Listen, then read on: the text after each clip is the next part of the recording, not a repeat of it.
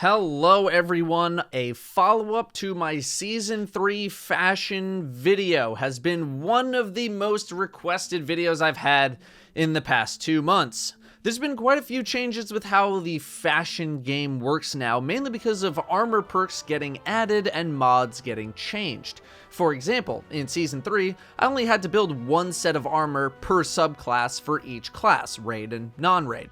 Sure, that's still 9 to 12 sets or so, but it was easy to build them since you couldn't min-max your armor at all, and because of the way the mods worked back then. Mods were element-based. I could also build subclass armor sets and put shaders on those sets that matched the subclass a little bit easier, which I liked. In Forsaken, things don't work that way anymore, and there's a lot more min-max potential. Armor sets are now based on weapon loadouts rather than subclasses, which means it's much more difficult to find the perfect armor sets for fashion and function. In this video, I've built almost a dozen armor sets, most of them raid sets, since that's basically all I do now, but some PvP sets. I also tried to stay away from shaders that I used previously, and shaders like Metro Shift, Precursor Vex Chrome, Monochromatic, because we all know that stuff looks good on almost everything, and I wanted to get a little more creative. We are going to start with my loadouts first, which will explain the perk choices that I have on my armor, and then move to the armor sets. You'll see a lot of similarities here across my weapon sets. In Last Wish, my main loadout is usually Go Figure, the Icolo Shotgun, and Thunderlord. This is what I used to use on basically every boss fight because it is one of the most optimized loadouts that you could be using if you only used one loadout. If I want to change things up, I'll swap to Threat Level and Nation of Beasts with Outlaw and Dragonflies, the curated role with a Dragonfly mod, although I do also have an Outlaw Rampage mod variant for outside of the raid. I use the Dragonfly one in the raid because the mod beefs it up a lot, and there are many bunched up ads in Last Wish. There's a lot of ad killing in Last Wish. I also now bring Izanagi's Burden for Shuro Chi and Legend of Acarius for Morgeth and the Vault. Legend of Acarius post-buff destroys Morgeth, and while Thunderlord or another shotgun works just fine, Acarius is new and fun to use. Now, swapping armor pieces per encounter is not really that necessary, so you'll see me go for shotgun and machine gun related perks for those armor sets. A pulse shotgun machine gun loadout is probably the best overall loadout you could possibly have in the game right now, and that will show in all of the armor sets that I have created.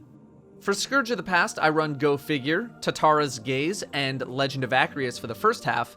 Then for Insurrection Prime Part 1, I drop Tatara's for Tempered Dynamo, and then for Part 2, I swap back to Tatara's and then drop the Acarius for a Whisper. Tatara's Gaze for the intro is mainly because I'm the map person for a long portion of the encounter, although using Go Figure is more than fine. Acarius is there for when I need to kill Berserkers or Servitors. You get 10 Acarius shots, more if you're spec'd for it, and 10 is probably around how much you'll need in the encounter anyway. Then Whisper for Prime Part 2, I hope that part's self-explanatory. So in my armor sets for Scourge, you will see a very heavy emphasis on sniper-related perks. Let's start with my Warlock. My Last Wish set is a mix of Raid and Dreaming City armor using Kairos Bronze from Curse of Osiris. I really like the look of Kairos Bronze on this set. It's a shader I've been wanting to use for a long time now, and now that I don't really have to shade based on my subclass, I can bust it out on this Raid armor. Lunafaction boots are our exotic of choice for every single boss fight. Could I swap these for regular boots and then have Titans just drop barricades? Sure. Am I really going to gain a ton from swapping them for a regular set of boots? Not really. Going down the perk list, we have a ton of machine gun perks since we get a lot of ammo for it, especially with reserves. I do not have a bond with reserves though. Mod-wise, super mods are pretty good, but considering how optimized my teams usually are, getting supers back is not really that difficult, so some Transcendent Blessings and the Taken Barrier and Armaments mods are probably the play to increase damage dealt and reduce taken damage by 20% almost permanently in the raid. Moving to the Scourge armor set, we have a blend of Scourge armor and Eververse armor from Season 5. I still wanted to stick with the red for Scourge, you'll see that trend continue across all of my characters, but I didn't want to use Midnight Smith, so instead we have a brighter red in New Monarchy Succession. I'm also not a huge fan of the sort of greenish, brownish texture that Midnight Smith and New Age Black Armory have on armor. This shader sticks pretty hard to the solid red and black, even if it doesn't have that cool moving texture on it. I don't have any Sniper Reserve perks, but with double Scavenger, I'm one brick away from being totally fine. Exotic-wise, for Scourge, you don't really need anything in particular. You don't need Lunafaction. I run Phoenix Protocol a good chunk of the time, even though I don't really need it. You can run whatever you want here, as long as you're on Well of Radiance for Part 2 of Insurrection Prime. For Scourge mods on a Warlock, there's Fallen Armaments and Fallen Barrier, which I would recommend using on all classes, but those mods are really rare. And then you're pretty open. You don't need to use your super a ton. There's not a lot of great opportunities unless maybe you're running Nova Bomb or an instant super to just burst a Berserker or something. But in Part 2, you're going to be on Well anyway, so yeah, you can really run whatever you want here. For PvP, I went away from what I feel like is typical for a PvP set in the dark colors and all that, and instead opted for some blue. Here we have a combination of Gambit, Raid, and PvP armor with Glacial Whisper on the helm and Aniline Shock everywhere else. You could probably also rotate in some Xeno Silver or Frumious Blue, maybe even Omelon Meteor Gloss on certain pieces.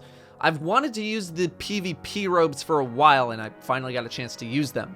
The helm and robes are basically the big set pieces of the Warlock. Hunter and Titan are a little more balanced in those regards, but the Warlock's fashion is pretty much all in the robes and the helm, which makes doing fashion a little bit tougher. Perk-wise, we focus a lot on shotgun ammo pickup and pulse rifle unflinching. That is my main loadout, but I don't PvP a ton on my Warlock. Mod-wise, this is where super mods are going to be valuable, along with recovery mods if you're low. I'd also like to make a messing around set for all of the classes, but since perk-wise they'd be pretty similar to the Last Wish set that I use, I tend to just use that set, even if mod-wise we aren't completely optimized. Moving to the Hunter, we also have 3 sets, same as the Warlock. Starting with the Last Wish set, we are fully committed to Dreaming Spectrum, which is a shader I knew I wanted to use ever since I tried it out on a couple of armor pieces. Armor-wise, we're using 2 Reverie Dawn and 2 Last Wish, with a Nighthawk that stays on the entire time because there is literally no reason to take it off if you're trying to maximize your damage. I really like the color pattern on this. It comes from the raid, so it's very fitting to use it as the raid shader, but it's not Dreaming Cast, which is the armor shader. Perk-wise, my Hunter's really lacking. I have not gotten very good perks on my armor historically. My Nighthawk is an old one, and I have not seen another Nighthawk drop since Forsaken launched, which means my Helm perks are really, really lacking, and Helm perks are among the strongest ones in the game. Going to Scourge of the Past, again sticking with the black and red with Crucible Metallic, another great shader, although it does have that greenish shine texture on the chest, which I'm not huge into, but the rest of it looks great. We're using a mix of Scourge and Last Wish armor here. Nighthawk will go in the helm slot, I just haven't bought a second one yet to shade properly. Again, perk-wise, my Hunter has not been blessed by RNG, so it's a mishmash of perks of all guns I may use over the course of a raid. Machine Gun Reserves is there from pre-Acreus buff, Enhanced Hand Cannon Reload from when I was doing Threat Level and Nation of Beasts. Moving to PvP, since Spectral Blades is still pretty good despite the nerf that it got recently, I wanted to go purple for this one, and go purple I went. We're using 3 pieces of Crucible armor, 1 from Scourge and 1 from Last Wish. I would wear Guishan Vest if I had one. It's the only exotic that I have not gotten yet.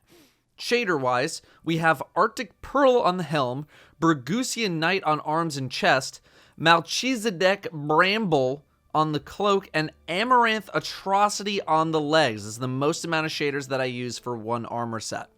I really like the color on the legs, but I couldn't really make it happen on any other armor pieces. It's just a very deep blue, purple color, almost like they're kind of glowing, and then just as deep of a purple color as I could get in every other slot.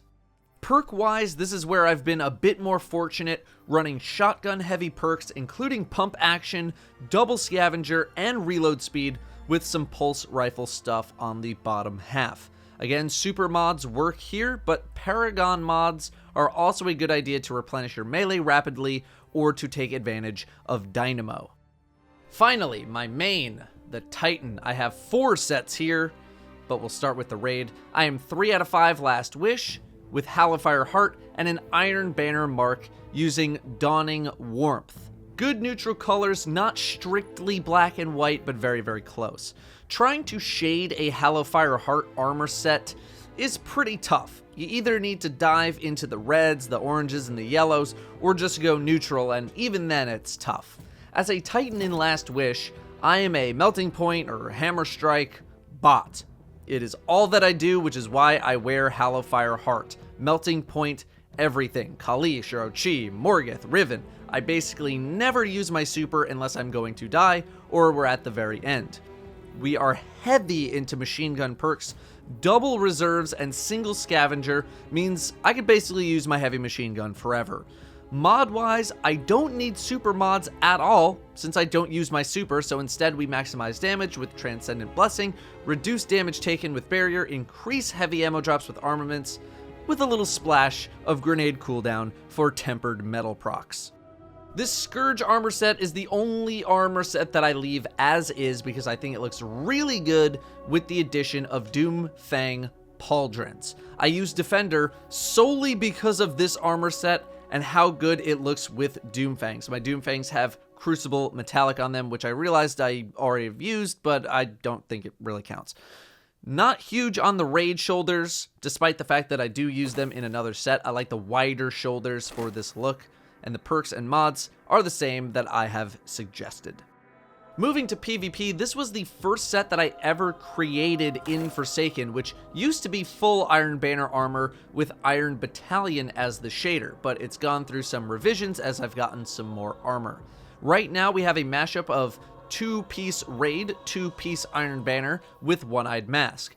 As insanely good as OEM is, man is it tough to get some armor and shaders that mesh well with it.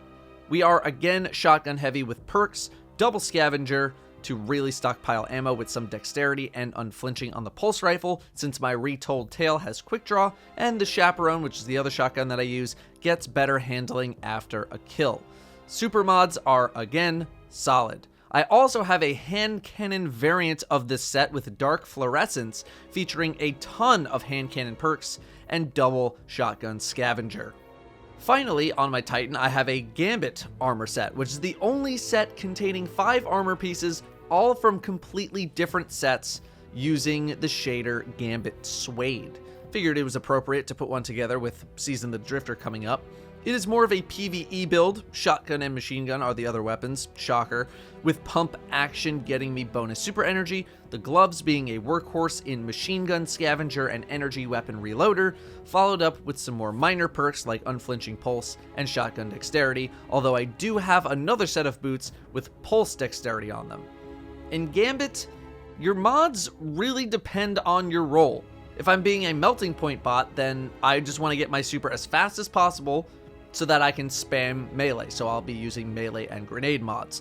If I'm maybe on the new bottom tree striker, then I want to get as many supers as possible, so stacking super mods isn't bad. And of course, we have a Taken Armaments mod thrown in there as well.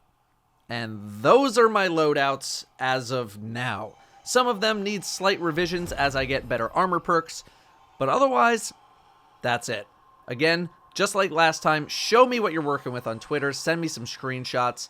Thank you for watching. I hope this lived up to some amount of hype, and I will see you next time. What do you do? What is your Titan? Yeah. What? What is your Titan? He's oh beautiful. My Look at him. God. Can you? I am Can not you high imagine five him that. scanning you so quick? I would piss my pants if I see a Titan skating me so fast like that. Oh my That god. is like the dude. tropical flavored Skittles Titan. Go, don't believe me hanging. No, go.